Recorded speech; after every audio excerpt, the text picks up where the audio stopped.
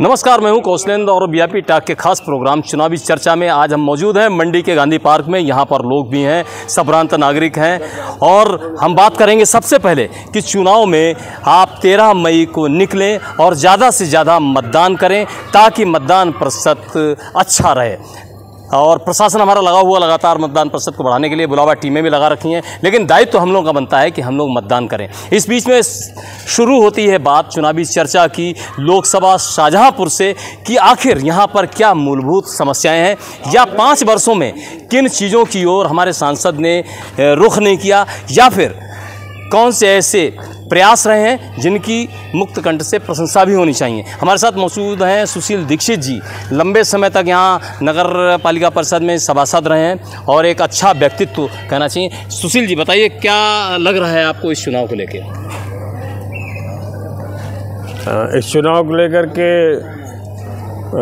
तो बाद में बताएं, पहले तो हम आपका अभिनंदन स्वीकार करेंगे और आपको देंगे भी कि अच्छा बोल लेते हैं और अच्छे क्वेश्चन कर लेते हैं और आपके चैनल के माध्यम से ऐसा कदम सुनते भी रहते हैं। जब आप बोलते हैं और क्वेश्चन पूछते हैं तो आप पूछने का एक दायित्व तो बहुत बढ़िया निभाते हैं, पहली बात है। दूसरा, आपने क्वेश्चन किया है कि क्या मतदाता सूची क्या जानना चाहते हैं आप, पहले ये बताइए। मैं यहाँ की समस्याएं जो भी रह गई हूँ या फिर अगर आपको लग रहा है कि यहाँ पर सांसद ने किस तरह से विकास कार्य कराया है पिछले 5 सालों में, तो उस पर थोड़ा सा जान। ऐसा है कि हमारे जो मौजूदा सांसद जी हैं, जो चुनाव के मैदान में भी हैं, और श्री अरुण कुमार सागर जी, उनके सानिध्य में माननीय सुरेश कुमार खन्ना जी हमारे जो वित्त मंत्री हैं प्रदेश के, वो सर्वे सर्वा हैं और उनके सानिध्य में माननीय हमारे अरुण कुमार सागर जी जो सांसद हैं और चुनाव भी लड़ रहे हैं और जीतेंगे भी। और शाहजहांपुर में जितना कार्य यूपी में अगर हुआ है तो सबसे अधिक हमारे इस शासनकाल में जो मौजूदा शासन चल रहा है हमारा, उस शासनकाल में काम हो रहा है और आगे भी इसी तरीके से होता रहेगा, मुझे ये उम्मीद है इस सरकार से। बिल्कुल सही कहा सुशील जी ने कि आगे भी इस तरह से कार्य होते रहेंगे, विकास कार्य होते रहेंगे लगातार, और चांसेस भी उन्होंने बताया कि भाजपा जीतेगी, अरुण सागर जी जीतेंगे। राजीव सक्सेना जी मेरे साथ मौजूद हैं, लगातार राजनीति से जुड़े रहे हैं। अगर हम बात करें यहाँ की समस्याओं की बात करें या हम बात करें कि किस तरह से विकास कार्य हुआ और कौन से विकास कार्य ऐसे अधूरे रह गए हैं जिनको होना चाहिए था। धन्यवाद कौशन जी। जनपद की जो समस्याएँ हैं, चाहे फर्रुखाबाद मैलाने की फर्जी घोषणा हो रेलवे लाइन की, चाहे छुट्टा जानवरों की समस्या हो, जीएसटी की समस्या हो, शायद जितना उत्पीड़न हमारे व्यापारी भाइयों, चूँकि हम लोग मंडी के स्तर पर खड़े हैं, आज अगर व्यापार चौपट हुआ है तो शायद जीएसटी की बहुत बड़ी भूमिका है। हमारे छुट्टा जानवरों के किसानों की बहुत बड़ी समस्या है जिस पर जिला प्रशासन या उत्तर प्रदेश सरकार द्वारा जो ध्यान देना चाहिए था वो ध्यान नहीं दिया गया। किसानों की समस्याएँ, अनाजों की समस्याएं, उनकी खरीद पर कोई ऐसा कार्य नहीं हुआ जिसकी उनकी आय दोगुनी हो जाती। दूसरी चीज़, हमारे मौजूदा सांसद की जो समस्या है वो घोषणाएं माननीय वित्त मंत्री द्वारा तो कई कार्य किए गए नगर क्षेत्र में, क्योंकि ये चुनाव लोकसभा का है और लोकसभा में जो सांसद जी जो काम किए गए वो शायद आपके सामने होंगे कि शायद कहीं पर ऐसा कोई कार्य नज़र नहीं आ रहा है जो नज़ीर बन जाए। एक बहुत छोटी घटना पर हम ध्यान देंगे। अभी कुछ दिन पहले एक आंधी आई थी और नगर निगम में दीवार गिर गई। कैसी गुणवत्ता रही होगी, कैसा कार्य हुआ होगा नगर निगम द्वारा। और चूँकि हम तो गांधी भवन में खड़े हैं, इसकी साफ़ सफाई पर भी एक तो मतलब कैमरा घुमा दीजिएगा। ये गांधी पुस्तकालय की जो साफ़ सफाई रोज़ होनी चाहिए थी, शायद इस पर भी बड़ा एक विचार। राजीव जी, हम लौटेंगे आपके पास, आपने समस्याएं उठाएंगे, आपने बताया कि किस तरह से गुणवत्ता पूर्ण ढंग से कार्य नहीं हो रहे हैं। इस समय हमारे साथ महिलाएं खड़ी हुई, ज्योति गुप्ता जी हमारे साथ में। ज्योति गुप्ता जी, अभी आपने अगर आपसे पूछा जाए कि महिला सशक्तिकरण के लिए जो मोदी जी ने कार्य किए हैं या फिर भाजपा सरकार ने जो कार्य किए हैं वो कितना सक्सेस हुए हैं, कितना सफल हुए हैं? 100% सक्सेस हुए हैं। पहले की स्थिति हम अगर ध्यान दें कि मतलब सपा आपा की सरकार में कैसी महिलाओं की स्थिति थी, उनका निकलना बैठना बिल्कुल बंद था। हम लोग समय से पहले घर में पहुंचने की कोशिश करते थे। इस टाइम हम निर्भीक निर्भीक होके बिल्कुल कहीं भी आ सकते हैं, जा सकते हैं।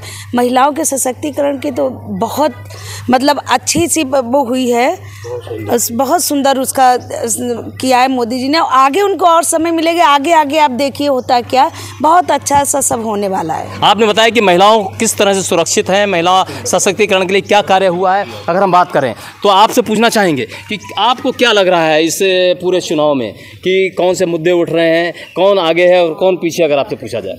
देखिए, उत्तर प्रदेश और केंद्र में भारतीय जनता पार्टी की सरकार है, और ये डबल इंजन की जो सरकार कही जाती है, अगर हम लोकल स्तर पे बात करें, जनपद शाहजहाँपुर की बात करें, तो जो सुविधाएं डबल इंजन की सरकार में जनपद के वासियों को मिलना चाहिए थी, वो कहीं नहीं मिली। हवाई बातें हैं, सिर्फ टीवी पे चल रहा है, टीवी पे फर्जी बातें हो रही हैं, और चुनाव को कुल मिला के जो मुद्दे होना चाहिए उन मुद्दों से हटाकर हिंदू और मुसलमान पे चुनाव को लाया जा रहा है। ये बड़ी समस्या है। दूसरी बात, जो रोज़गार के साधन शाहजहाँपुर को मिलना चाहिए थे डबल इंजन की सरकार में, कहीं को रोज़गार का साधन नहीं मिला। सड़कों के हालात आप भी जानते हैं, आप मीडिया बंधु सब हम लोगों से ज़्यादा जानते हैं। सड़कों के बद से बदतर हालात हैं शहर के अंदर, उस पर भी कोई ध्यान नहीं दिया जाता है। अधिकारी बात को ठीक तरीके से जनता की सुनना नहीं चाहते, तो कहीं ना कहीं हवाई बातें चल रही हैं। आपने कहा कि हवाई बातें चल रही हैं, मुद्दों को तमाम ऐसे मुद्दे हैं जिनकी तरफ ध्यान नहीं दिया जा रहा है। लेकिन अगर हम बात करें विकास कार्य की है यहाँ पर, तो सीवर लाइन पड़ी जिसकी वजह से सड़कें खुदी और सड़कें अभी तक नहीं बन पाई, जो एक बड़ी समस्या है। क्या लगता है आपको, सीवर लाइन की बड़ी समस्या है सड़कों की? सीवर लाइन देखिए, ऐसा ना कि काम चल रहा है, जब भी कोई काम शुरू होता है तो उसमें असुविधा तो पैदा होती है। अब असुविधा पैदा तो उसके बाद ही सुविधा होगी। काम तो चल रहा है, मेन रोड तो बन ही गए तकरीबन, जो गलियाँ रहेंगी हाँ उनका काम भी, कुछ सीवर का काम बाकी भी है, उसके बाद कुछ गैस का भी काम बाकी है। अब उसके बाद ही रोड से, उससे पहले तो सही हो नहीं सकते हैं। बिल्कुल बिल्कुल, आपने बताया कि किस तरह से सीवर लाइन बनेगी तो सड़कें भी बनेंगी और उसके बाद ये समस्या जो है ये भी ख़त्म हो जाएगी। अगर हम बात करें तो यहाँ पर बहुत सारे लोग मौजूद हैं, क्या कहना चाहेंगे इस चुनाव के बारे में? कहना क्या चाहेंगे, बस इतना खाली कहना चाहेंगे जो भी बैठे सरकार जो भी होए, बस पब्लिक के हित में अच्छा करे। पब्लिक के हित में अच्छा नहीं अगर होएगा तो फ़ायदा फिर क्या पब्लिक को वोट देने से। अभी आपको क्या लगता है पब्लिक के हित में अच्छा नहीं हो रहा है? अभी तो फिलहाल पब्लिक के हित में अच्छा नहीं हो रहा है। बहुत ज़्यादा किन परेशान है। किन मुद्दों पे परेशान? रोजगार से परेशान है, रोजगार के लिए परेशान है, शिक्षा से परेशान है। बच्चे आप बताइए कहाँ क्या हो रही है बच्चों के साथ? नहीं, शिक्षा के लिए तो उन्होंने बहुत प्राइवेट स्कूल की वो सिर्फ खाली बस सिर्फ उसमें सिर्फ जो है टीवी पे है, किताबों में बस उन्होंने कलम से लिख दिया, बाकी कुछ नहीं है। आपने कहा कि टीवी पर लिख दिया या ये केवल हवाई है और किसी तरह के इस तरह के कार्य नहीं हुए शिक्षा पर। हम आपसे पूछना चाहेंगे क्या लग रहा है आपको इस चुनाव में? चुनाव में पहली बात तो हम ये कहना चाह रहे हैं, जो हमारे इस वक्त सांसद चुने जाने हैं, जिनको टिकट दिया गया सांसद चुने, माननीय पूर्व अरुण सागर जी जो थे, इनको इतनी पब्लिक जो यहाँ पर इस टाइम मौजूद खड़ी है, किसी एक से आप पूछ लीजिए शहर के अंदर किसी ने उन्हें देखा है आज तक इन 5 सालों में? ये बड़ा प्रश्न उठाया आपने कि शहर में किसी ने सांसद को देखा नहीं। अगर देखा नहीं तो फिर कैसे जीत रहे हैं, कैसे जिताया जा रहा है उनको? ये 3 बातें आप हटा दीजिए, हिंदू मुस्लिम, मंदिर मस्जिद, हिंदुस्तान पाकिस्तान, इन 3 बातों को हटा के आप चुनाव लड़िए। जब वो कामयाब होगा उस चुनाव को कहा जाएगा बढ़िया चुनाव हुआ है, देश हित में चुनाव हुआ है वो।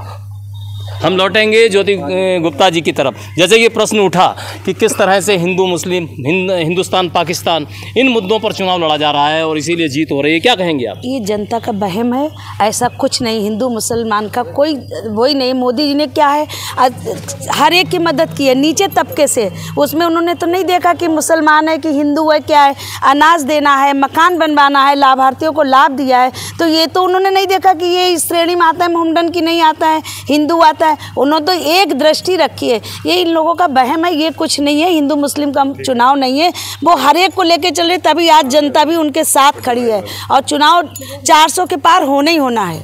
आपने बताया कि जब कोई योजना चलती है तो हिंदू मुसलमान देखकर नहीं चलती है और सभी के लिए चलती है, लोकतंत्र की यही व्यवस्था है। राजीव जी, आप मुद्दे उठा रहे थे कुछ यहाँ शाहजहाँपुर के। हमारे जनपद शाहजहाँपुर में बेरोजगारी, जो क्रेफ्को का फर्टिलाइज़र बना, रिलायंस पावर हाउस बना, हम जनपद शाहजहाँपुर के सम्मानित नेताओं से भी पूछना चाहते हैं कि किस मोहल्ले से कितने बच्चे लगे, जनपद शाहजहाँपुर में कितने % की नौकरियां लगीं। क्योंकि यहाँ ना तो कोई कल कारखाने ऐसे हैं, जो पहले धान मिलें हुआ करती थी, आज हमारे व्यापारी बंद 90% गारंटी ले रहे हैं कि वो व्यापार चौपट हो चुका है। धान की समस्या है, किसानों की समस्या है, छुट्टा जानवरों की समस्या है। और जो अभी हमारे भाई एक मुद्दा उठा रहे थे सीवर लाइन का, सीवर लाइन पर तो एक ऐसा प्रश्न है कि एक तरफ सड़क बनती है और 3 दिन बाद टूट जाती है। जिला प्रशासन के लोग को देखने को फुर्सत नहीं, गड्ढा रात में कैसे समय हो जाएगा। कई ट्रक पलटे गए, कई घटनाएं घटी, और सड़क तो बनती है। हमारा क्योंकि आपके चैनल के माध्यम से चुनाव चल रहा, आचार संहिता लगी है, और जिम्मेदार लोगों से एक प्रश्न भी है कि अगर आप सीवर लाइन बना रहे हैं तो तार की व्यवस्था, पाइपलाइन की व्यवस्था पहले क्यों नहीं कर देते? आपने मानक पे प्रश्न चिन्ह खड़ा किया कि सीवर लाइन में किस तरह से मानक के अनुरूप कार्य नहीं हो रहा है, और साथ में बेरोजगारी जो आपने मुद्दा उठाया, इसमें मैं जानना चाहूँगा। नीतू गुप्ता जी मौजूद है हमारे सामने। नीतू गुप्ता जी प्रश्न उठाए हैं कुछ कि इस तरह से बेरोजगारी का यहाँ पर खात्मा नहीं हो पाया, लोगों को रोजगार नहीं मिल पाया, सीवर लाइन जो पड़ी है तो उससे काफ़ी कुछ परेशानियाँ लोगों को हुई हैं। ये जो आपका सीवर लाइन का है प्रश्न, तो ये तो मैं एक छोटी सी बात कहूँगी, अगर हम घर भी बनाते हैं और अगर हमारे अनुरूप नहीं बनता है तो हम उसे तोड़ते भी हैं। ऐसा नहीं है कि हम एक ही बार में घर को खड़ा कर देते हैं। तो ये तो पूरा शहर है, तो टाइम तो लगेगा ही। सीवर लाइन जब पड़ जाएगी और चालू हो जाएगी तो सुविधाएं तो आप ही को मिलेंगी, आपसे मतलब एक जनता को ही मिलेगी, आम पब्लिक को ही मिलेगी सीवर लाइन की सुविधाएँ। कोई आके बाहर से मोदी जी या योगी जी उसकी सुविधाएँ तो लेने नहीं आ रहे हैं, आप लोगों के लिए ही किया जा रहा है ऐसा कुछ। और ये अगर एक बार में मान लो हम उसको एक ही बार में चला दें, सीवर लाइन शुरू कर दें और फिर गड़बड़ी होगी, तब हमें तोड़ना होगा, तब आपको ज़्यादा तकलीफ होगी। इसलिए जब तक सीवर लाइन कंप्लीट नहीं हो जाती है तब तक तो ये थोड़ी बहुत टूट फूट लगी ही रहेगी, और कंप्लीट होने के बाद आप ही लोग कहेंगे हाँ ये बहुत अच्छा हो गया। और अभी टाइम ही क्या हुआ, कहीं भी सीवर लाइन पड़ती है तो 2.5 से 3 साल लगते ही लगते हैं, ये सबको ही पता है। दूसरा प्रश्न आपका था रोजगार को लेकर। रोजगार की बात अगर हम करते हैं तो रोजगार से सबसे पहले तो मैं पूछना चाहती हूँ कि रोजगार आप सरकारी रोजगार से रिलेटेड मानते हैं या प्राइवेट रोजगार को भी रोजगार में अगर मानते हैं? ऐसा नहीं है कि आज एक पढ़ा लिखा इंसान उसके पास रोजगार ना हो। आप बाहर जाकर देखिए, आपने कहा यहाँ रिलायंस, कितने लोग रिलायंस में लगे। रिलायंस की बात आप करते हैं तो रिलायंस में हमें बताइए कितने लोग ने अप्लाई किया जाके, आप मुझे उसका डेटा दीजिए कि इतने लोग अप्लाई किए और उसके बाद ये वहाँ पर नहीं लग पाए। मैं अपनी ही घर की बात बता रही हूँ। मेरी बेटी ने जब बीटेक फर्स्ट ईयर में लिया, उसने यहाँ रिलायंस में इंटर्नशिप के लिए अप्लाई किया, उसने यहीं से इंटर्नशिप की। आप ये कैसे कह सकते हैं कि रिलायंस में यहाँ के लोगों को जॉब नहीं मिली? और जो पढ़ता है, जो पढ़ा लिखा है, वो ऐसा नहीं है कि आज के टाइम में खाली बैठा है, हर कोई नौकरी कर रहा है। ये आपने कहा कि हम खुद परिवार की आपने उदाहरण देते हुए कहा कि किस तरह से नौकरी मिली, और बेरोजगारी का मुद्दा जो है वो भाजपा सरकार में अगर उठाया गया है तो वो गलत उठाया गया। हम आपसे पूछना चाहेंगे कि जो प्रश्न उठ रहे हैं, क्या आपको लग रहा है इस लोकसभा चुनाव में एक लोकसभा चुनाव में भाजपा ही भाजपा है और बाकी कुछ भी नहीं है? बाकी सिर्फ विडम्बना है कि हाँ हम हैं, बाकी कुछ भी नहीं। किन मुद्दों पे भाजपा है? सबका साथ सबका विकास, सबका साथ सबका विकास, किसी के साथ भेदभाव नहीं करते। जो जिस योग्य है, जो जिस चीज़ का पात्र है, उसको वो सुविधा मिल रही है। यहाँ नहीं देखा जा रहा कि फ्री अनाज हिंदू को ही मिल रहा है, मुसलमान को नहीं मिल रहा है। यहाँ आवास योजना में आवास केवल जो लाभार्थी हिंदू ही हैं, मुसलमान नहीं है। जो जिस योग्य है उसको वो सारी चीज़ें मुहैया सरकार करा रही है। पहले क्या होता था कि कमीशन खोरी उतना नहीं, अब जितना सीधा अकाउंट में पैसा आ रहा है भाई। उज्ज्वला योजना के अंदर हर गरीब जो पात्र, आप अप्लाई नहीं कर रहा साहब, हमको मिल जाए, कैसे मिल जाए? आप योग्यता तो रखिए, कहीं फॉर्म भरिए, कहीं कुछ करिए। पहले नौकरियां लगती थी, एक समुदाय की लगती थी, 5 लाख दिए, 15 लाख दिए, 25 लाख दिए। इस वक्त नौकरियां लगी हुई हैं, उनमें किसी भी घर के जाके व्यक्ति से पूछ सकते हैं आपकी आपने कितना पैसा दिया है। आपने बताया कि किस तरह से नौकरियां जो लगी उनमें भ्रष्टाचार नहीं हुआ, और जो कि सरकारी योजनाएं हैं उनमें किसी तरह से लोग अगर अप्लाई ही नहीं करेंगे तो फिर कैसे कह सकते हैं? क्या कहना चाहेंगे इस पर आप? देखिए, नौकरियां कहीं है नहीं। सरकार की सीधी पॉलिसी है, जितने डिपार्टमेंट हैं सरकारी विभाग, उन सबको बेच रहे हैं, उनका निजीकरण कर रहे हैं। और मोदी जी का ये कहना था कि जब हम सरकार में आएंगे तो प्रति वर्ष हम 2 करोड़ युवाओं को रोज़गार देंगे। ये उनकी बात बिल्कुल जुमला साबित हुई है। 14 से अब तक उन्होंने सरकारी रोज़गारों को ख़त्म करने का काम किया है। अभी हमारे रौजा में जो एक फैक्ट्री थी उसे बंद करके हज़ारों मैकडॉवेल की फैक्ट्री, हज़ारों वर्करों को निकाल कर उन्हें बेरोज़गार कर दिया है। और रोजगार का कोई साधन नहीं है। उसके साथ ही एक स्थानीय समस्या है नगर निगम। नगर निगम जो है वो इस समय भ्रष्टाचार का अड्डा बना हुआ है। पिछले वर्ष लाखों रुपए का ठेका हुआ था नालों की सफाई का, वो बारिश के टाइम ही होता है, लेकिन कुछ हल्के फुल्के छोटे नालों की सफाई करके जो बड़े नाले थे उनको ऐसे ही छोड़ दिया गया। और इस बार भी इसी तरीके के घोटाले होंगे। जो छोटी छोटी नालियाँ हैं उनकी सफाई हो रही है और जो बड़े नाले हैं वो ऐसे चौक पड़े हुए हैं। आपने कहा कि नाले चौक पड़े हुए हैं, नगरपालिका जो है भ्रष्टाचार का अड्डा बना हुआ है। अगर हम बात करें तो यहाँ पर बहुत सारी समस्याएं उठी, बहुत सारे मुद्दे उठे, लेकिन बात उठती है कि इस लोकसभा चुनाव में अगर बात करें तो किसका पलड़ा भारी रहेगा, ये 13 मई को मतदान के बाद और 4 जून में मतगणना के बाद ही निश्चित हो पाएगा। कैमरा पर्सन मोहम्मद शान के साथ कौशलेन मिश्र, शाहजहाँपुर।